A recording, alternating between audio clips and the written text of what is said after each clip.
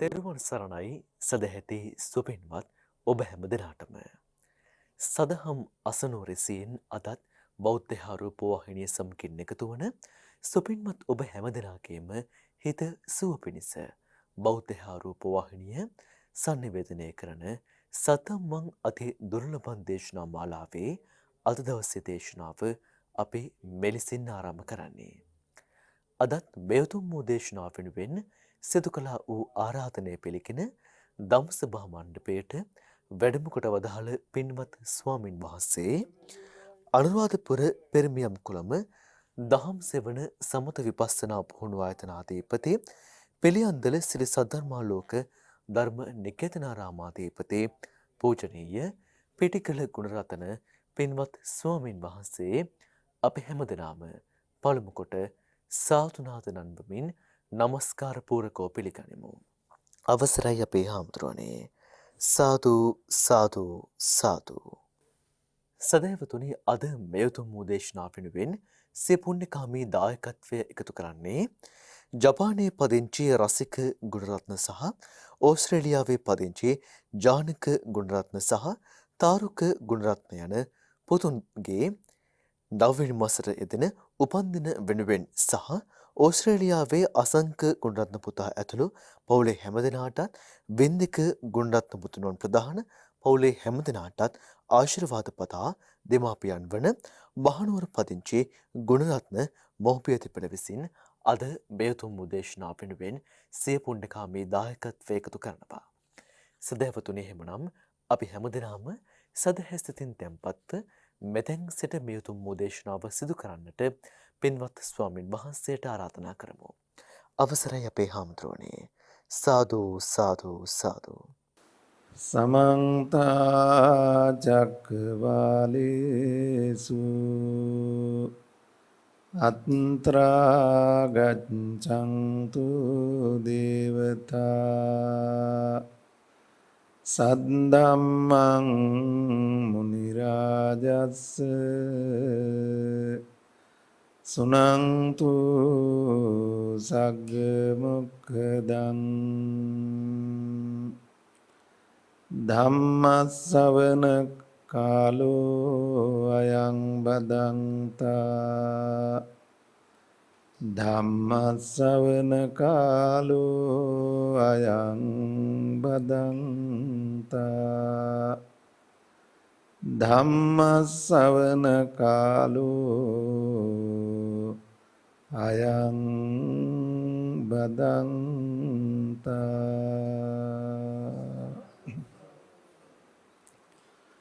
නමෝ තස්ස භගවතු අරහතු සම්මා සම්බුද්දස්ස. නමෝ තස්ස භගවතු අරහතු සම්මා සම්බුද්දස්ස. නමෝ තස්ස භගවතු අරහතු සම්මා සම්බුද්දස්ස.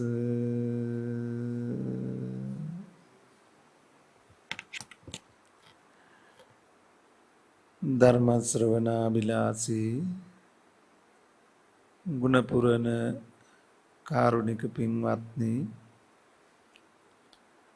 අනුරාධපුර පෙරමියම් කුළම දහම් සෙවන ධර්මශාලා මන්දිරයේදී පටිගත කොට විකාශනය කරන ධර්ම දේශනා මාලාවේ පස්වෙනි දේශනාව හැටියට මේ සද්ධර්මය මුළු ලෝකයට ශ්‍රවණය කරන්නට අවස්ථාව සලසා දෙමින් ඒ උතුම් පින්කමේ බෙතිබරදායකත්වය දරමින් මහනුවර හිරැස්සගල පදිංචි අපේ පින්වත් හිටපු නියෝජ්‍ය රේගු අධ්‍යක්ෂකතුමන් වන එම් ගුණරත්න මහත්මාණන් සුමනා ගුණරත්න මැතිණිය තම හිතයිසීන් එක් කරගෙන මේ වෙලාවේදී මේ සද්ධර්ම දාණයට දායක වෙමින් සහ සම්බන්ධ වෙමින් බලාපොරොත්තු වෙනවා මේ මාසයට යෙදෙන තම දරුවන්ගේ උපන්දින නිමිති කරගෙන ආශිර්වාද කරන්නට. ඒ අනුව ජපානයේ පදිංචි ඒ රසික පුතණුවන්, ඒ වගේම ඕස්ට්‍රේලියාවේ පදිංචි ජනක තාරක දරුවන් දෙපළගේ ඒ දරුවන් තුන්දෙනාගේම ජන්මදින සිහිපත් කරන්නේ මේ මාසයට. විශේෂයෙන් ඒ දරුවන්ට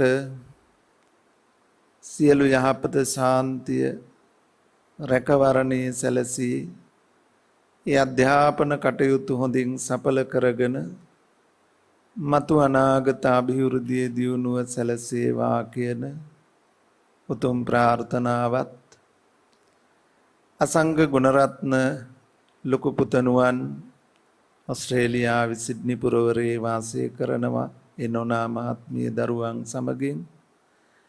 ඒ වගේම වින්දික ගුණරත්න දෙවැනි පුතණුවන් මෙල්බන් පුරවරයේ වාසය කරනවා තම නෝනා මහත්මිය සමගින්. ඒ දරුවන් හැමට සෙත් පතමින් ආශිර්වාද කරමින් තම ජීවිතයට ආශිර්වාද ලැබමින් බණ අසන හැම දිනාටම සත්‍ය අවබෝධයේ ධර්ම අවබෝධයට මඟ සැලසේවා කියන උතුම් ප්‍රාර්ථනාවෙන් මේ සද්ධර්ම දේශනාව අද පවත්වනවා. මේ හැම දිනාගේම උතුම් සම්‍යක් ප්‍රාර්ථනාවන් එලෙසින්ම ඉෂ්ට සිද්ධ වේවා කියන මෙත් සිතින් අපි ධර්ම දේශනාව ආරම්භ කරන්නට මෙවක් පටන් සූදානම් වෙනවා. පින්වතුනි, අපි පසුගිය වාරවල එකිනෙකට යම් සම්බන්ධතාවයක් පවත්වාගෙන යමින් ධර්ම දේශනා 4ක් පවත්වන්නට යෙදුණා. අද පස්වෙනි දේශනාවේ හැටියට අපි ඊට දිගුවක් හැටියට මේ දේශනාව සිද්ධ කරන්නේ.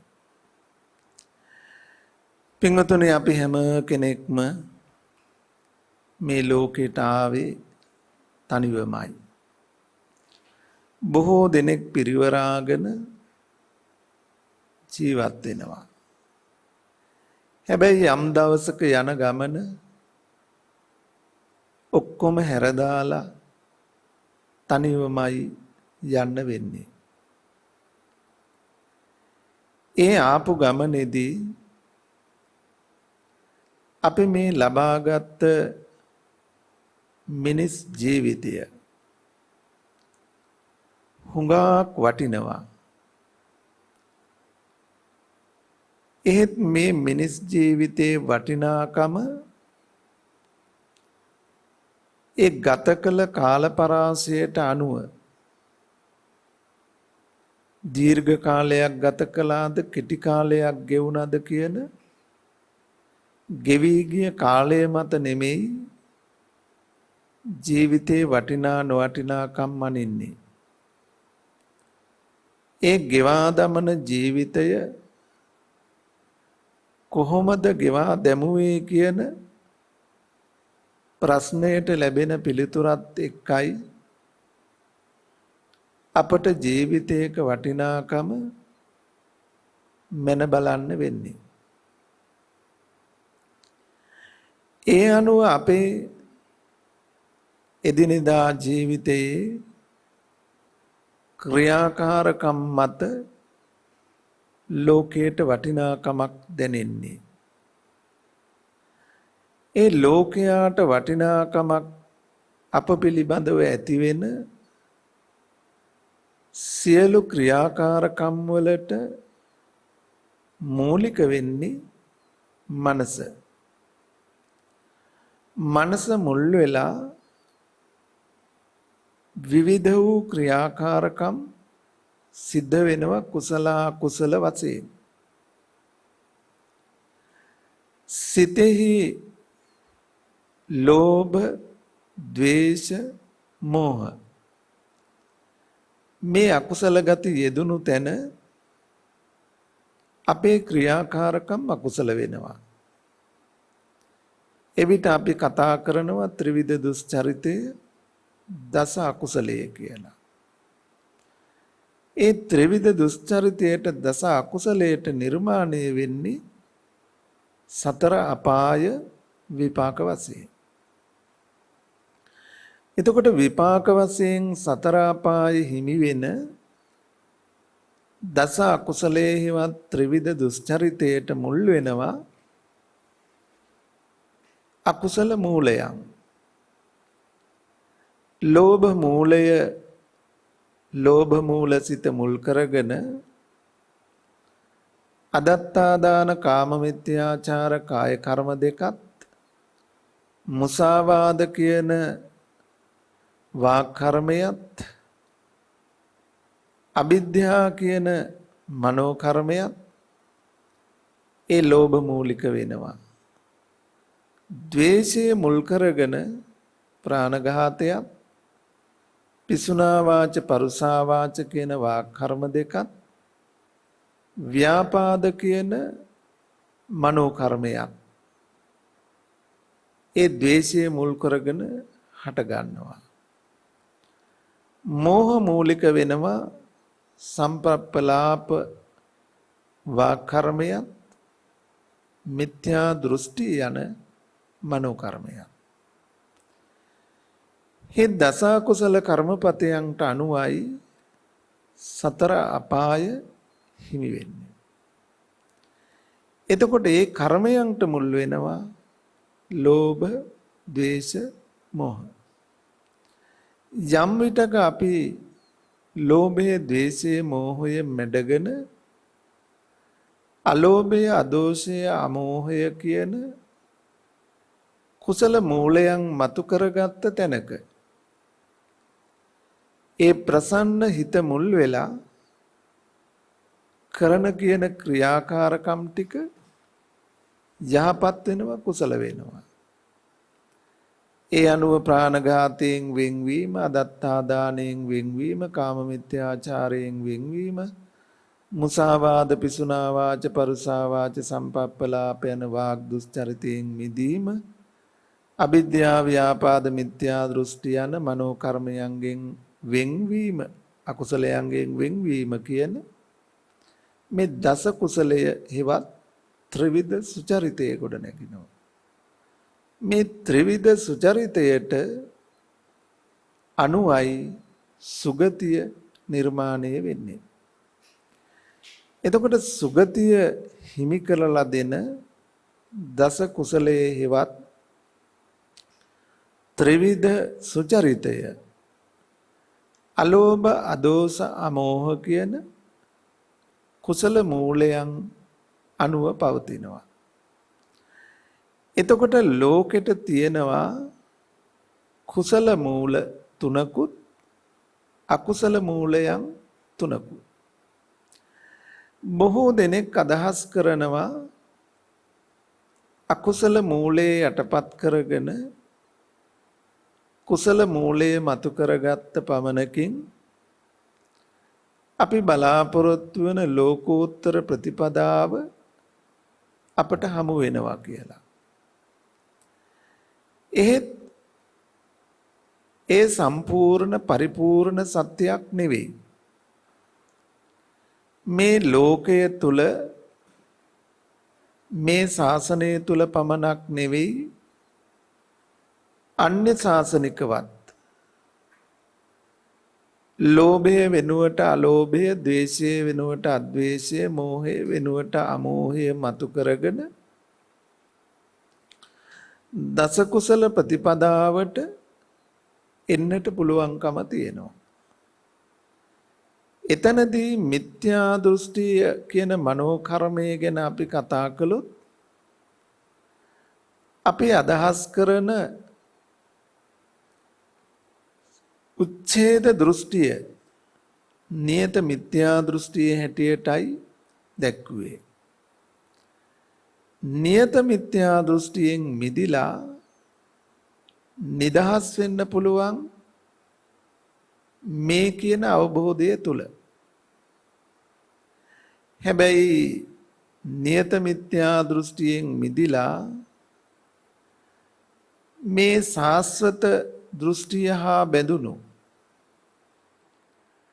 කර්මඵලයේ පිළිබඳව දක්නා නුවණට අවබෝධයට ආවා කියලා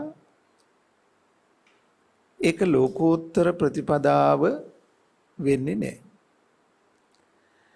කෙසේ හෝ මේ ලෝකයේ තුල අපිට ලෝභය, ද්වේෂය, මෝහය යටපත් කරගෙන අලෝභ, අදෝස, අමෝහය මතු කරගෙන කුසලයේ පිහිටීම වැදගත් වෙනවා. සබ්බ පාපස්ස අකරණං කුසලස්ස උපසම්පදා යනුවෙන් මහා කරුණික බුදුරජාණන් වහන්සේලාගේ දේශනාවෙහි අන්තර්ගත වූ බැවින්. හැබැයි අපි මේ ශාසනය තුල මේ සොයාගෙන යන්නේ සද්ධම්මං අති දුර්ලභං. ඒ දුර්ලභ වූ ධර්මයයි මේ දේශනා මාලාවෙන් සොයන්නට උත්සාහ කරන්නේ, විමසන්නට උත්සාහවත් වෙන්නේ. ඒ නිසා අපිට ඒ පිළිබඳව සම්මත පිළිගැනීම් ඉක්මවා ඊට වැඩි යමක් සොයා බැලීම සඳහා අපි අපේ අවධානය යොමු කළ යුතු වෙනවා. අපි මොහොතක් කල්පනා කළොත් අපි දන්නවා ගංගාවක් හටගන්නේ කඳු මුදුනකින්. කඳු මුදුනකින් හටගන්න ගංගාව තව කෙනෙකුගේ මෙහෙයවීමක් නැතුව નિરાයාසයෙන් පහළට ගලා බසිනවා. ඒ ගඟ ගලා බසින්නේ මුහුද දිසාවට. ගඟේ ගමන මුහුදෙන් අවසන් වෙනවා. ගඟේ වතුර ගඟේ තියෙනකන් හොඳයි. මුහුදට වැටුණාට පස්සේ ඒකේ ප්‍රයෝජනයක් ගන්න අමාරුයි. මේ ජල ධාරාව මහ මුහුදට වැටෙනවා දකින්න නුවණැත්තෝ සැලසුම් සකස් කරලා ප්‍රතිපාදන සපයගෙන ඒ ගංගාවල් හරස් කරලා එළ මාර්ග උමං මාර්ග හදලා ඈතට ඒ ජල කඳ ගෙනහිල්ලා ජල විදුලිය නිපදවලා කෙත්වතු සරුසාර කරගෙන විවිධ වූ මිනිස් පරිභෝජනයේ සඳහා යොදා ගන්නවා. අපි දැකලා තියෙනවා මේ සාමාන්‍ය සිදුවීමක්. එහිදී කෙනෙකුට හිතෙන්න පුළුවන් මුහුදට ගලන ගඟ අපි නතර කළා කියලා. අපි ටිකක් විමසලා බැලුවොත් ගලන ගඟ මුහුදට වැටෙන්න නොදී අපි නැවැත්තුවා නෙමෙයි. ප්‍රමාද කළා. ටිකක් ඈතට ගෙනහිල්ලා දුරින් ගෙනහිල්ලා අපි කොයි අතට ගෙනිච්චත් මොන ඵල ප්‍රයෝජන ලැබුවත් අවසානයේ කොහොම හරි ගලන ගඟ මුහුදටමයි යන්නේ. කොහෙන් හරි ගිහිල්ලා එලකට දොලකට වැටිලා ගංගාවලට එකතු වෙලා වට රවුමක් ගිහිල්ලා යම් ප්‍රමාදයකින් පසුව හෝ මුහුදටමයි ගමන් කරන්නේ. අපේ ජීවිතයත් ගත්තාම උපතේ ඉඳලා මරණය දක්වා අපේ චිත්ත ධාරාවත් ගමන් කරන්නේ નિરાයාසයෙන්ම. අපාය දෙසටයි කියලා කිව්වොත් ඒක ඇත්තක්. මගේ බුදුරජාණන් වහන්සේ වදාලා සතර අපාය අපට gedara වගේ කියලා. අපි ගෙදරින් පිටට ගියාට කොයි වෙලාවෙ gedara යන්දෝ කියලා බලාගෙන ඉන්නේ. මනස හැරිලා නැමිලා තියෙන්නේ gedara පැත්තට.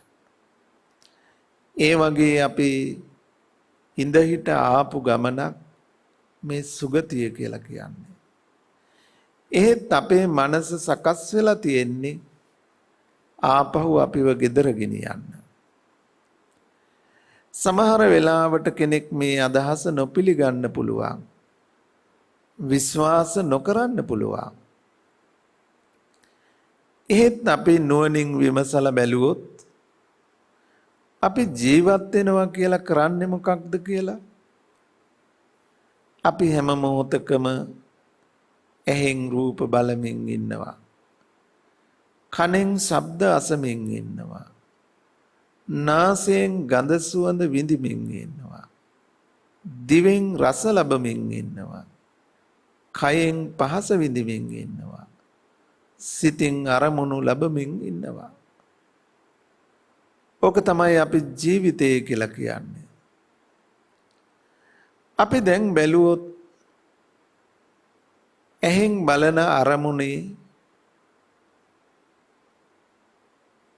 බලන අරමුණේදී සිතට එකතු වෙන ධර්මයෝ මොනවද කියලා නුවණින් විමසලා බැලුවොත් අර අදහස ඔබට පිළිගන්න වෙනවා. බැහැර කරන්න බැරුව යනවා. ඇහැට පේන අරමුණෙහි එක්ක ඔබ කැමති වෙනවා.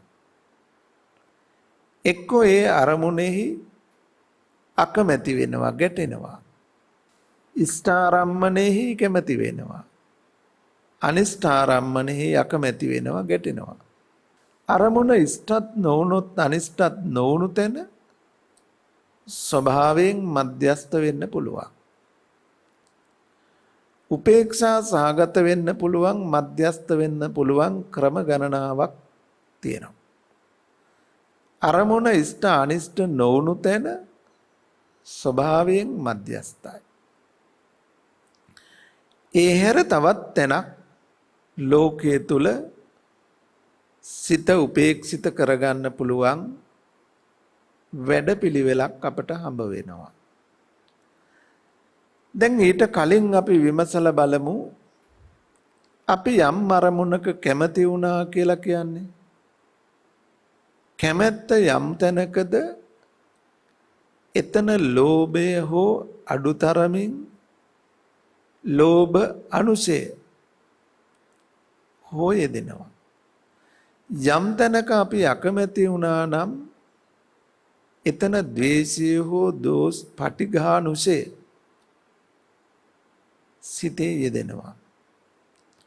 මධ්‍යස්ත වුණා නම් යම් විදිහකින් ඒ මධ්‍යස්ත භාවයේ උපේක්ෂිත භාවයේ තුලත් ඇත්තේ මෝහය හෝ මෝහානුසය.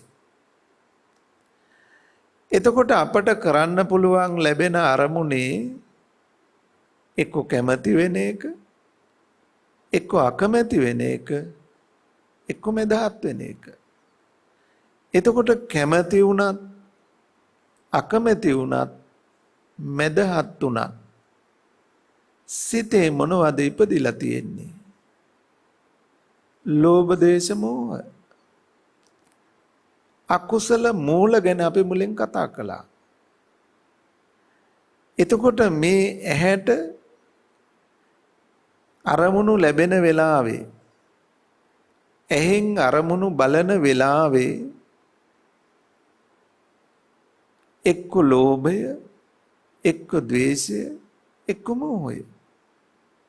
සලායතනයේම ඒ අරමුණු ලැබෙන ආකාරය බැලුවාම નિરાයාසයෙන් අපේ සිත්වල ජනිත වෙලා තියෙන්නේ ක්ලේශයක්මයි.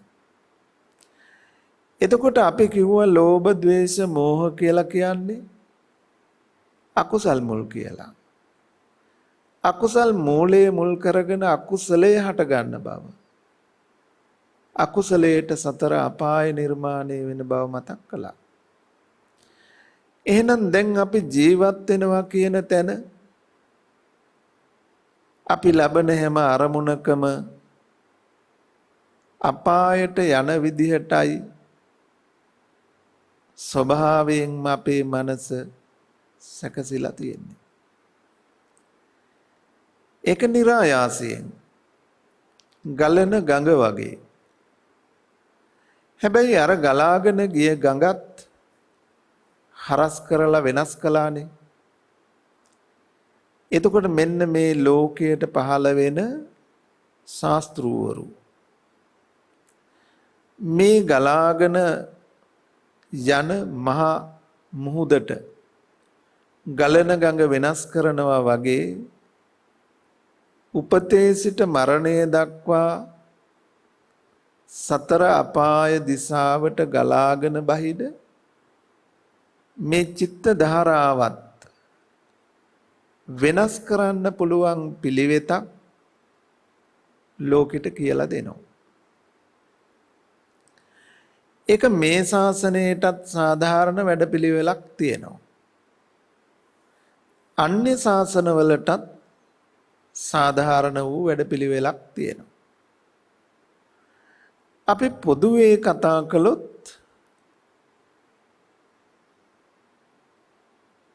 ඒ ගලන ගඟ එහෙම නැත්නම් ඒ චිත්ත ධාරාව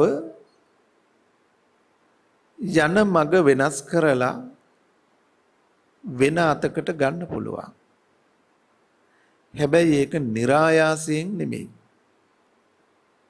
ඒක ආයාසයෙන් වීරයෙන් මහන්සියෙන්ම වෙන්න ඕන. අකුසලය નિરાයාසයෙන් ඉබේ හටගත්තට කුසලය ඉබේ හටගන්නේ නැහැ. එනිසා අපට පුළුවන්කම තියෙනවා ලෝභය, ද්වේෂය හටගන්න අරමුණෙහි එහි ආදීනවය බරපතලකම දැකලා ඊට ප්‍රතිවිරුද්ධ වූ ප්‍රතික්‍රියාවකින් ඒ ලෝභ ද්වේෂ දෙක සංසිඳව ගන්න. ඉෂ්ට හෝ අනිෂ්ට හෝ අරමුණ ලෝකයේ තුල අනිත්‍ය වශයෙන්, දුක් වශයෙන්, අනාත්ම වශයෙන්, අසුභ වශයෙන් බලලා ඒ සුභාසුභ වශයෙන්, ඉෂ්ට අනිෂ්ට වශයෙන් හම්බ වෙච්ච අරමුණෙහි හටගත් ලෝභ ද්වේෂයන් මැඩගෙන අලෝභය අදෝෂය මතු කර ගැනීමේ හැකියාව තියෙනවා. එතකොට කැමැති අරමුණෙත් අකමැති අරමුණෙත් මේ නුවණින් විමසා බලනකොට හිතපත් වෙන්නේ උපේක්ෂිත තැනකට. අපාර කලින් සඳහන් කළ උපේක්ෂාව ලබන විවිධ අවස්ථා තියෙනවා කියලා. ඉෂ්ට නොවූ අනිෂ්ට නොවූ අරමුණෙහි ස්වභාවයෙන් උපේක්ෂිතයි. දැන් මෙතනදී අරමුණ ඉෂ්ට වශයෙන් හෝ අනිෂ්ට වශයෙන් ලැබිලා කැමැති අකමැති වශයෙන් බාරගෙන හැබැයි ඒ අරමුණ අනිත්‍ය වශයෙන්, දුක් වශයෙන්, අනාත්ම වශයෙන්, අසුභ වශයෙන් බලමින් ඒ ක්ලේශය සංසිඳවපු තැන සිත උපේක්ෂා සහගත වෙනවා. ඔය ධ්‍යාන සමාපatti තුල පවා යෙදෙන උපේක්ෂාව මෝහය හෝ මෝහානුසය හෝ එහි පවතිනවා. ඒක තමයි ධ්‍යාන අභිඥා උපදවාගෙන අරූපී ධ්‍යාන සමාපatti උපදවා ගත්තත් ඒ ධ්‍යාන සමාපatti උපදවාගෙන ඊට ප්‍රතිවිපාක වශයෙන් මහා කල්ප 20000ක් 40000ක් 60000ක් නේව සංඥා නා සංඥා බඹලොවින් නම් මහා කල්ප 84000ක් ආයු ඇති බඹලොවට ගියත් ආපහු වතාවක් තිරිසං ප්‍රේත අසුර නිරය දක්වා පහළට වැටෙන්නේ ඒ බ්‍රහ්මරාජවරු පවා යම් කලක මේ මෝහානුසය ගෙවා ගන්න බැරි වෙච්ච නිසා. ඒ ධ්‍යාන සමාපatti සිතේ වෙන කෙලෙස් නැහැ. කෙලෙස් දැවිලා කෙලෙස් දහණය වෙච්ච නිසායි කෙලෙස් දැවෙන නිසායි ධ්‍යාන කියලා කිව්වේ. කෙලෙස් දවලා. හැබැයි මෝහානුසය අවිද්‍යා අනුසය ගෙවා ගන්න බැරි වෙලා තියෙනවා. ඒ නිසා මේ ශාසනය තුල අපට කියලා දෙනවා උපේක්ෂා සහගත භවයේදී උනත් ඒ ධ්‍යාන සමාපatti අවස්ථාවේ උනත් අවිද්‍යා දෝමනස්යෙන් මිදුනට හිත මෝහේ මෝහානුසේ පිහිටලා නම්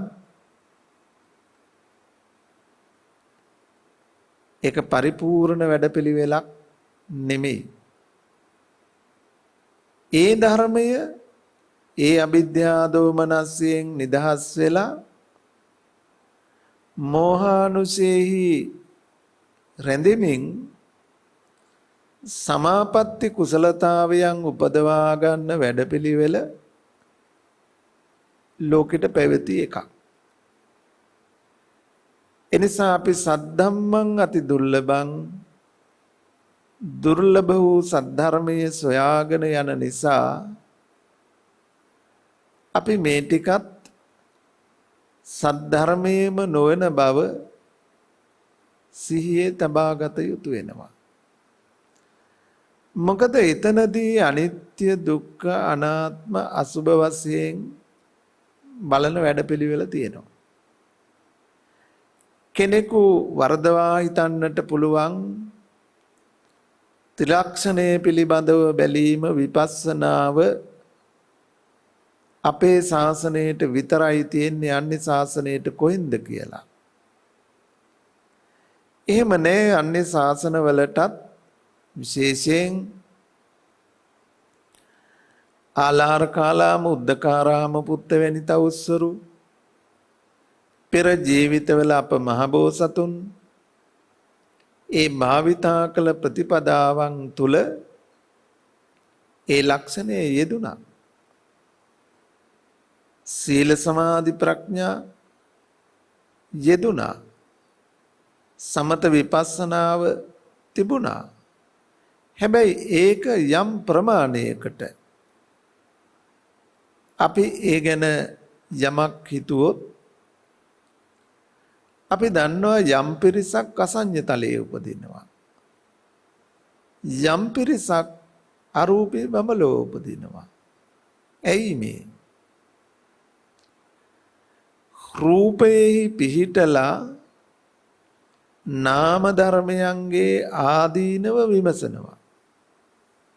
නාම ධර්මයන්ගේ දෝෂය දැකලා නාම ධර්මයන්හි කලකිරීම පිණිස විපස්සනා කරනවා. නොඇලීම මිදීම පිණිස. එසේ රූපේ පිහිටලා නාම ධර්මයන් විපස්සනා කරමින් නාම ධර්මයන්හි කලකිරීම පිණිස නොඇලීම පිණිස පිළිවෙතේ හැසිරීමේ ප්‍රතිඵලය නාම ධර්මයන්ගෙන් තොර වෙච්ච අසඤ්ඤතලය. රූපේ පමණක් ඇති අසඤ්ඤතලයේ උපත ලබනවා. නාම ධර්මයන්ගෙන් මිදුණා. තවත් කෙනෙක් රූපේ ආදීනවය දෝෂය දැකලා රූපේ කලකිරීම පිණිස විරාගයේ පිණිස විදර්ශනා වඩනවා. නාමයේ පැත්තේ පිහිටලා රූපයෙන් මිදෙනවා, අරූපී බඹලව උපදිනවා. නාම ධර්මයන් අතහැරිලා නෑ එතනදී. එතකොට ඒ අය නාමය විදර්ශනා කරලා නාමයෙන් වෙන් වෙලා අසඤ්ඤතලයේ උපදිනවා. රූපේ කලකිරිලා රූපයෙන් වෙන් වෙලා අරූපී බඹලව උපදිනවා. එතකොට වෙන වෙනම ඒ නාම රූප විමසා බැලීම ඒ ඉගැන්වීම් තුල තිබුණා තියෙනවා. හැබැයි අපට මේ ශාසනයෙහි දුර්ලභ වූ ධර්මයේ සොයන අපට හම්බ වෙන්නේ නාමයේ පිහිටලා රූපේ බැලීම හෝ රූපේ පැත්තේ පිහිටලා නාම ධර්මයන් බැලීම නෙවෙයි. අපි පිහිටන්න ඕන, ඉන්න ඕන, නුවණ පවත්වන්න ඕන විඥානං මජ්ජේ. නාමය එක්කන්තයක්, රූපය එක්කන්තයක්. ඒ අන්ත දෙක ඇසුරු නොකොට යා යුතු ගමන් මගක් වෙනවා. ඒ නිසා අපිට සද්ධර්මයේ හඳුනා ගන්න දවසක ඔන්න ඔය ලෝකේ පැවති සමත විපස්සනාවට වඩා විශේෂිත වූ වැඩපිළිවෙලක් අපට හඳුනා ගන්නට වෙනවා. අර වගේ තැනක ලෝකේ පැවති ඉගැන්වීම් දිහා බැලුවොත් සාස්වතය ඇසුරු කොටගෙන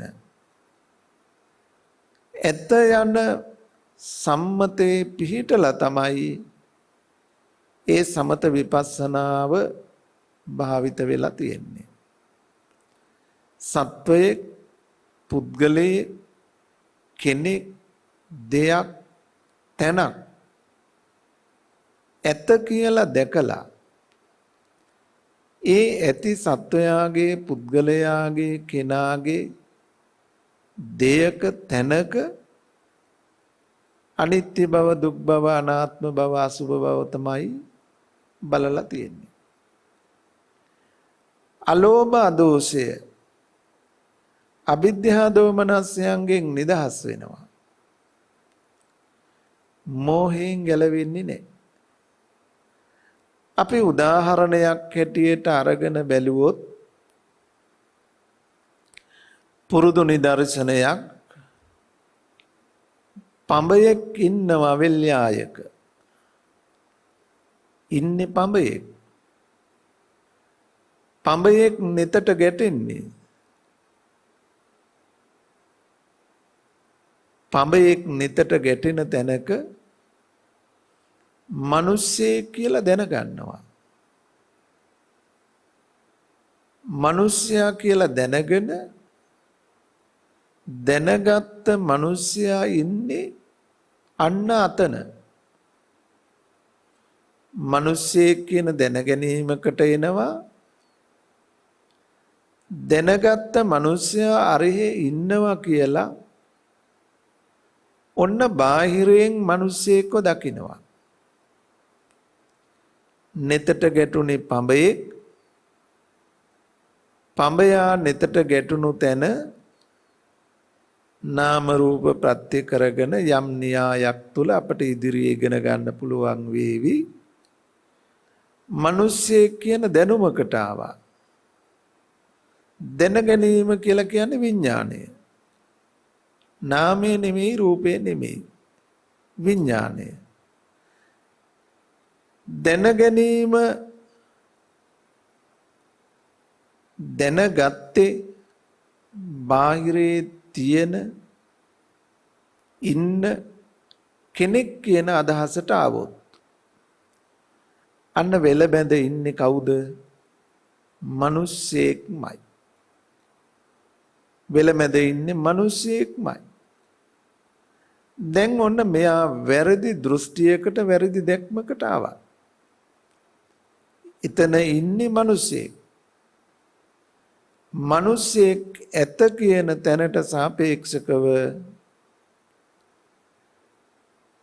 කුසල් අකුසල් පින් පව් මේ දෙපැත්තටම ඉඩ තියෙනවා. ඒ මිනිස්සයා හරි ලස්සනයි, හරිම සුන්දරයි, මටත් ඇත්තන් අයිති කරගන්න කියලා හිතෙන්න පුළුවන්, සරාගී වෙන්න පුළුවන්. ඒ මිනිස්සයා උතන තියන්න වටින්නේ මරලා දාන්න ඕන, තලලා දාන්න ඕන කියලා ද්වේෂය තරහව උපදවා ගන්නත් පුළුවන්. දැන් මේ මිනිස්යාට ආදරය, කරුණාව, මෛත්‍රිය දක්වලා කුසල් සිතක් උපදව ගන්නත් පුළුවන්. ඒ මිනිස්යා කෙස්ලොම් නියදත් සම්මස්නහර ඇට මිදුළු ආදී දෙතිස් කුණුපයන්ගෙන් යුක්ත බව බලමින් හිතමින් අසුභේ වඩන්නත් පුළුවන්. ඒ දෙතිස් කුණුපයන්ද සැකසී ඇත්තේ සතර මහා ධාතුයෙන් බව දකිමින් ධාතු මනසිකාරයේ යෙදෙන්නත් පුළුවන්. ඒ මිනිසයා මොහොතින් මොහොත දි รา පත් වෙලා ගිහිල්ලා මිය ගිහිල්ලා යම් මොහොතක උද්දුමාතක විනීලක විපුබ්බක ආදී වශයෙන් ඉදිමිලා නිල් වෙලා කුණු වෙලා පණුව ගහලා සරව ගලන තැනට සත්තු කාලා තැන විසිරවලා දාන තැන දක්වා මේ නවසීවතික වශයෙන් අරමුණු මෙනෙහි කරලා අපට පුළුවන් කුසල් වඩන්න. ඒ ඇහැ අනිත්‍යයි, කන අනිත්‍යයි, නාසය අනිත්‍යයි, දිව කය මනස අනිත්‍යයි මිනිස්යාගේ කියලා අනිත්‍ය වශයෙන් විදර්ශනා කරන්න පුළුවන්. අනිත්‍ය නම් දුකයි, දුක නම් අනාත්මයි. යමක් අනාත්ම නම් නේතං මම නේසෝ අමස්මින මේසෝ අත්තාති මේතං යථා භූතං, එන මම මගේ ආත්මයේ වශයෙන් නොගත යුතුයි කියන තැනටම එන්න පුළුවන්. ඒවා කුසල් නෙමෙයි. ඒවා කුසල්. හැබැයි එක වැරද්දක් තියෙනවා. අවිද්‍යා දෝමනස්ස දෙකෙන් නිදහස් වෙලා තියෙනවම බැලුවාම පඹයක් ඇති තැන මිනිස්සෙක් ඉන්නවා කියන මුලාවෙන් මිදිලා නැහැ. එනිසා අවිද්‍යාව මත පුඤ්ඤාභි සංඛාර, අපුඤ්ඤාභි සංඛාර, ආනිඤ්ඤාභි සංඛාර මේ ත්‍රිවිධ කර්ම සංස්කාරයන්ට ඉඩ තියෙනවා. මේක තමයි ලෝකෙට තිබුණු ප්‍රතිපදාව. ලෝකෙට පුළුවන්කම තිබුණා පඹයක් ඇති තැන මිනිස්සෙක් කියන මුලාවෙන් නිදහස් වෙන්න පුළුවන්කමක් තිබුණේ නැහැ ලෝකෙට. පඹයක් ඇති තැනක මිනිස්සෙක් හැටියට දැකලා මිනිස්යා නිට්ටයයි, සුඛයි, ආත්මයි, සුභයි කියලා දකින ලෝකයේ තුල අනිත්‍යයි, දුකයි, අනාත්මයි, අසුභයි කියලා බලන්න ප්‍රතිපදාවක් ලෝකෙට තිබුණා. ඒ ප්‍රතිපදාව තුල අවිද්‍යා දෝමනස් ආදී ක්ලේශයන් යටපත් කරගෙන නැති කරගත්තා නෙමෙයි. යටපත් කරගන්න පුළුවන් හැකියාව තිබුණා අර මෝහසහගත උපේක්ෂාවෙහි පිහිටමින්. ඒ නිසා අරූපී ධ්‍යාන සමාපatti ඉපදෙව්වත් සසර දුකෙන් නිදහස් නොවුනි ඒ දුර්ලභ වූ සද්ධර්මය ඒ තුල නොයදුණු නිසා. දැන් පින්වතුන්ට පැහැදිලි බාහිරයෙන් සත්වයෙක්, පුද්ගලයෙක්, කෙනෙක්, දෙයක්, තැනක් හම්බ වෙනවා නම් ඒ හම්බ වෙන තැනක ඊට සාපේක්ෂකව අපටත් පුළුවන්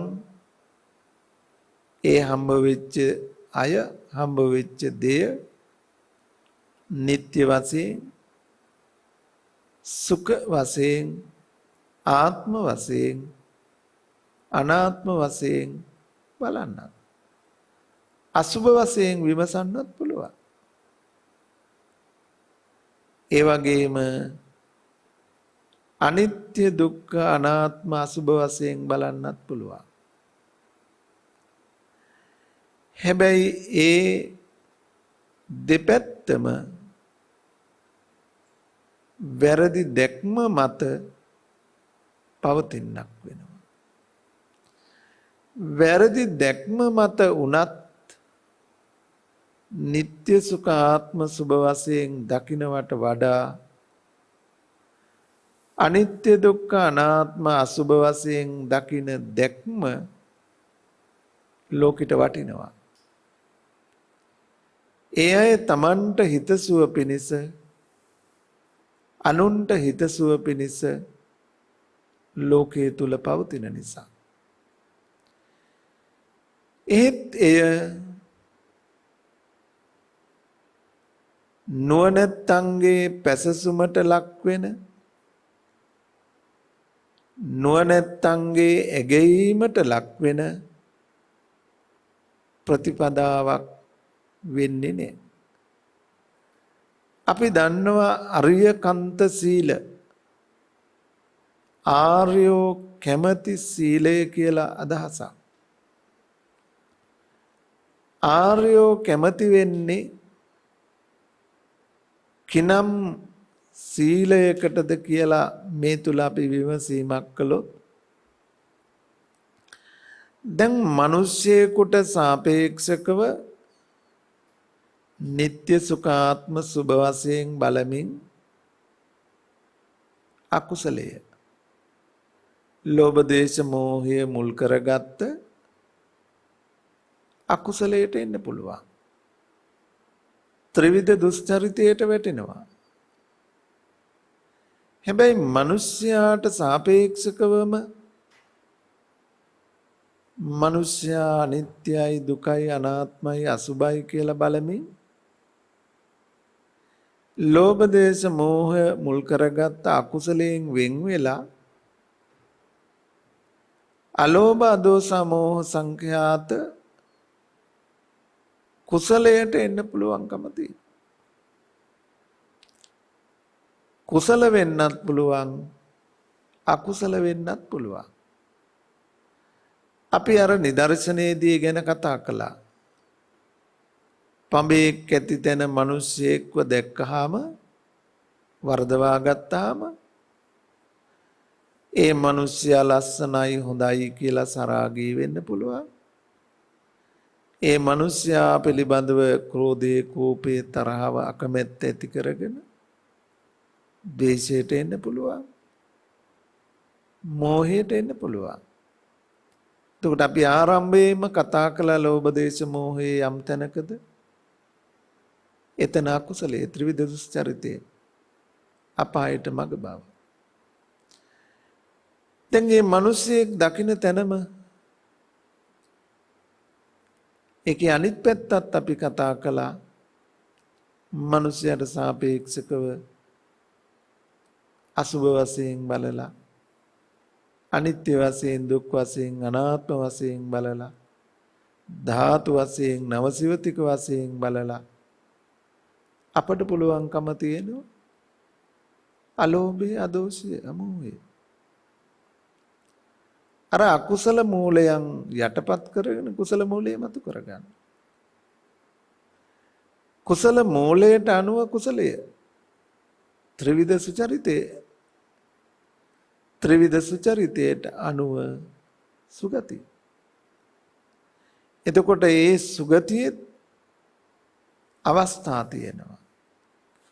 අර ලෝභ දේශ මොහ යටපත් කරන වේගය ප්‍රමාණය අනුව මනුෂ්‍ය දිව්‍ය රූපී බ්‍රහ්ම අරූපී බ්‍රහ්ම දක්වා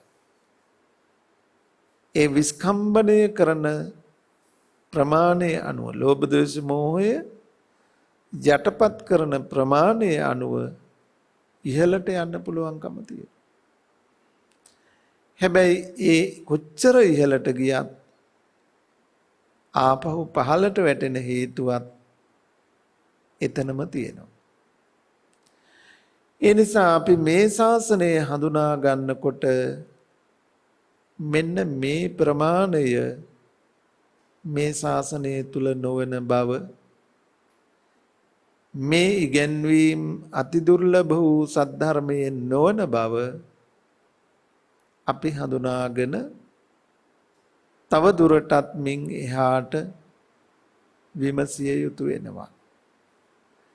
සත්වයේ පුද්ගලයේ කෙනෙක් දෙයක් තැනක් ඇත කියන ඉන්නවා තියෙනවා කියන මේ දෘෂ්ටියට වැටිලා වඩන භාවනාව, ඒ මත කෙරෙන ශික්ෂණයේ සීලය ආර්යෝ කැමැති ආර්ය භාවයට පමුණුවන ප්‍රතිපදාව නොවන බව තරයේ අපි සිහිපත් කරගනිමින් ඉදිරියටත් අපි ඒ ලෝකේ පැවති ධර්මය හැරදමමින් ලෝකයට පෙර නොතිබූ දහමක් පුබ්බේ අනනුස්සුතේසු ධම්මේසු මගේ ශාන්තිනායක තිලෝගුරු බුදුරජාණන් වහන්සේ පෙර නොතිබූ තැනකින් මෙබඳු දහමක් ඉක්මවා ගිය ලෝකයට දේශනා කළ සද්ධර්මයේ කුමක්දැයි තවදුරටත් විමසන්නට ඉඩ තබමින් අදට නියමිත දේශනාවේ කාලය අවසන්ව ඇති බැවින් අපි මේ දේශනාව මෙතෙකින් නිමාවට පත් කරනවා.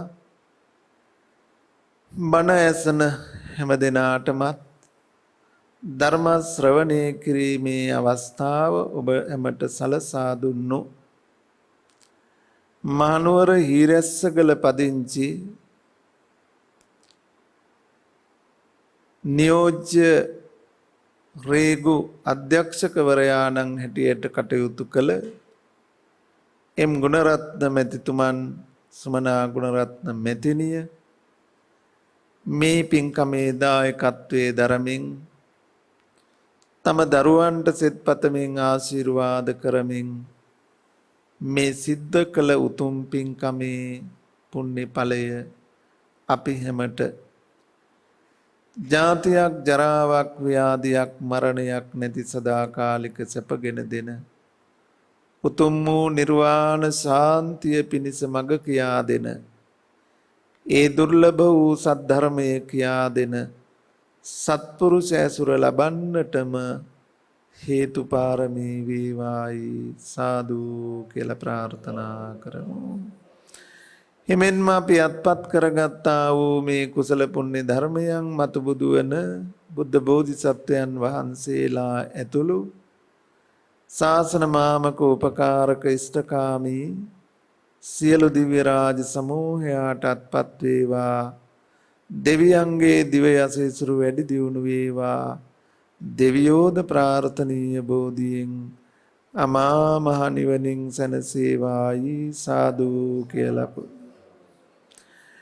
පින්වත් හැම දෙනා නමින් නැසී මිය පරලෝකිය දෙපාර්ශවයේම මව්පිය සහෝදර ගුරුවර ඥාති මිත්‍ර දූ දරු හිතවත් අසල්වැසි සිහි කටයුතු සකල ඥාති වර්ගයාටත් රට වෙනුවෙන් දීපිදූ රණවිරුවන්ටත් බෞද්ධ මාධ්‍ය ජාලයේ ඇතිකොට අපවත් වී වදාළ කුසල ධම්ම සාමීන්ද්‍රයන් වහන්සේ ඇතුළු හැමටත් මේ පින් අත්පත් වේවා. සසර ජීවිත සුවපත් වේවා. දුක් පිරි සසර මග නිම කොට ශාන්ත නිවනින් ඒ හැම සැනසෙත්වායි සාදු කියලා පුණ්‍යානුමෝදනා කරමු. ඒ වගේම මේ මාසයට යෙදෙන ඒ දරුවන්ගේ ජන්මදින සිහිපත් කරගෙනයි මේ උතුම් පින්කම සිද්ධ කළේ. ඒ අනුව ජපානයේ පදිංචි රසික ගුණරත්න පුතණුවන්ට, ඕස්ට්‍රේලියාවේ පදිංචි ඒ ජනක ගුණරත්න පුතණුවන්ට සිඩ්නි පුරවරේ, ඒ වගේම තාරක ගුණරත්න බාල පුතණුවන් මෙල්බන් වල වාසය කරන්නේ. ඉතින් ඒ දරුවන්ගේ ජන්මදින සිහිපත් කරගෙන සුබ උපන් දිනයක්ම වේවා කියලා සෙත් පතමින් ආශිර්වාද කරමින් ඒ වැඩිමහල් පුතණුවරු දෙපළ වෙන අසංක ගුණරත්න පුතණුවන් නෝනා මහත්මිය දරුවන් ඒ වගේම රසික ගුණරත්න පුතණුවන් ඒ නෝනා මහත්මිය ඇතුළු හැමට මේ වෙලාවේදී විශේෂයෙන් සෙත්පත ආශිර්වාද කරන අතර ඒ හැම දෙනාගේම ජීවිතවලටත් ඔබ දෙපළ ඇතුළු මේ අවස්ථාවට සම්බන්ධ වෙන ලෝපුරා සිට බණහන හැමටත් මේ අනතුරු විපත් බහුල කාල විපත් බහුල මේ අවදියේ දෘශ්‍යමානව අදෘශ්‍යමානව එළඹෙන යක්ෂ භූත මාර සතුරු කර්ම රෝග පීඩාවන් හිරුදුටු ගණදුරක්සේ දුරව ගොස් සතුරු ආන්තරාවන් මගහැරී